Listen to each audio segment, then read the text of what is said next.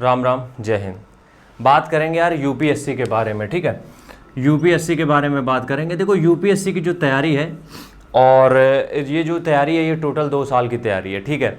हम यहाँ पे अगर कोई भी जल्दबाजी में आता है कि हमें 6 महीने में निकालना, 8 महीने में निकालना, 1 साल में निकालना, उससे नहीं हो सकता है। और ये बात हम लिख के दे सकते हैं, जहाँ कहोगे वहाँ बोल दें। 1 साल में तुम यूपीएससी नहीं कर सकते हो, ये बात बिल्कुल यूनिवर्सल ट्रूथ है, इतना समझ लो। 2 साल, अब यहाँ पे थोड़ा हम डिटेल में इसको ब्रेक डाउन करेंगे, इसका 2 साल, ठीक है। 2 साल का मतलब क्या है? देखो यूपीएससी जो सिलेबस है ना, उस सिलेबस को समझने में, उस सिलेबस को एक दूसरे से रिलेट करने में, उस सिलेबस को स्टैंडर्ड बुक को एनसीईआरटी से, एनसीईआरटी को करंट अफेयर्स से, करंट अफेयर्स से स्टैंडर्ड बुक को, ये जो सर्कल चलता है ना, इसी में तुम समझने में तुम्हें 1 साल लग जाएगा। देखो किताबें कठिन नहीं है, तुम जब यूपीएससी किताबें उठा के देखोगे, वही लक्ष्मीकांत है, वही एनसीईआरटी, तुम समझ लो जाओगे। तुम्हें ऐसा कुछ लगेगा नहीं कि यार इसमें कुछ टफ भी है। प्रॉब्लम ये आती है कि वो किताब पूछते नहीं है। समस्या बस ये आती है वो किताब पूछते नहीं है, वो ये देखते हैं तुम्हें किताब से तुम्हारी बुद्धि में कितना परिवर्तन हुआ है।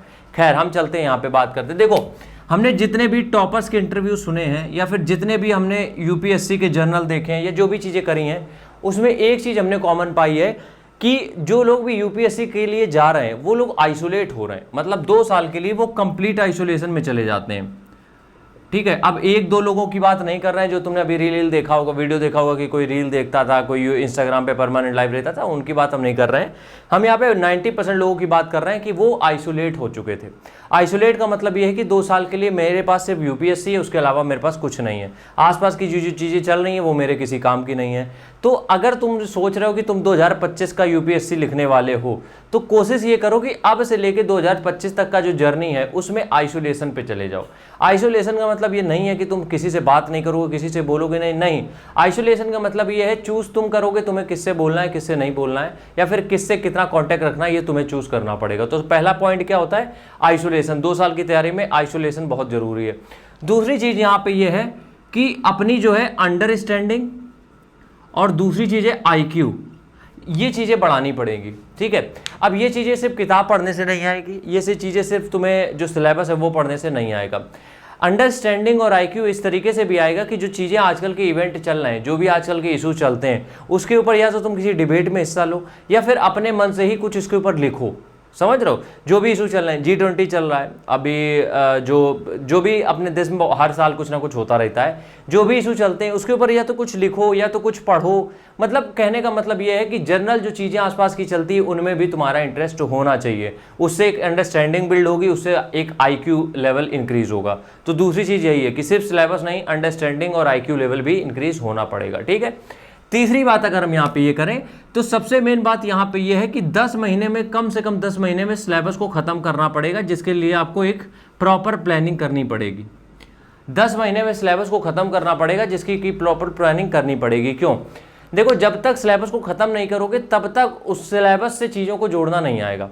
अगर तुमने कोई टॉपिक पढ़ा ही नहीं है तो करंट में अगर वो कोई टॉपिक आ गया तो उसके पीछे की हिस्ट्री क्या है वो पता ही नहीं होगी, और जब हिस्ट्री उसकी नहीं पता होगी तो जाहिर सी बात है पेपर में लिखना तो आसान है नहीं। तो 8 महीने की जो तैयारी होती है, जो 8 महीने पढ़ने वाले हो, कोशिश ये करो कि उन 8 महीने में तुम क्या करो कि सिलेबस को खत्म करने की कोशिश करो। खुद को एक टारगेट दे दो कि हमें 8 महीने में इस सिलेबस को कैसे भी करके हमें फिनिश करना है। 8 महीने में हम सिलेबस को खत्म कर देंगे, ठीक है। 8 महीने में सिलेबस जब खत्म हो जाएगा उसके बाद जो टाइम बचता है वो बचता है रिवीजन का, जो आपने नोट्स बनाए उसका, बाकी सारी चीज़ों का। तो 3 चीज़ें ये हो गई। 2 साल की तैयारी में बात कर रहे हैं। मोस्ट इंपॉर्टेंट होता है नोट्स मेकिंग।